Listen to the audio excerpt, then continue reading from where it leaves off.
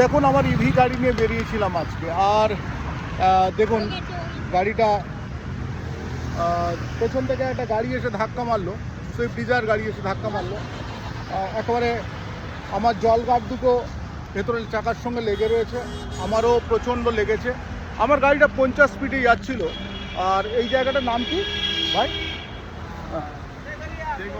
তেঘড়িয়ার এখানে 50 স্পিডে যাচ্ছিল একজন অ্যাডভোকেটের গাড়ি। তিনি কি করলেন, সজোরে এসে অন্তকে 70 থেকে 80 কিলোমিটার বেগে এসে আমার গাড়িটিতে মারলো।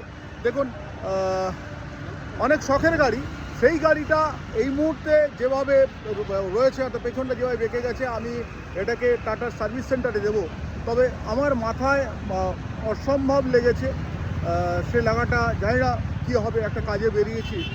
আর আমার ইভি গাড়িটা দেখেছেন মানে কি অবস্থা, মানে ভাবা যায় না যে মানে এই রকমও হয় যে মানে এই যে রাস্তাতে দেখবেন মাঝে মাঝে এমনভাবে মানুষজন গাড়ি চালায় যে তারা মানে চোখ কপালে উঠে চালায়, মানে চোখ কপালে উঠিয়ে চালায়, কি সাংঘাতিক।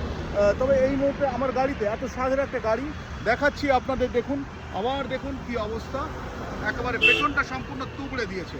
তবে এই ধরনের রাস্তায় র্যাশ ড্রাইভিং বেশ কিছু মানুষ করেন, তাদের বিরুদ্ধে তো মামলা হওয়া উচিত। আমার মনে হয় যে র্যাশ ড্রাইভিং করে যারা হঠাৎ করে দুর্ঘটনা করে দেয় তাদের বিরুদ্ধে শুধু ফাইন না করে তাদেরকে জেলে নিয়ে যাওয়া উচিত।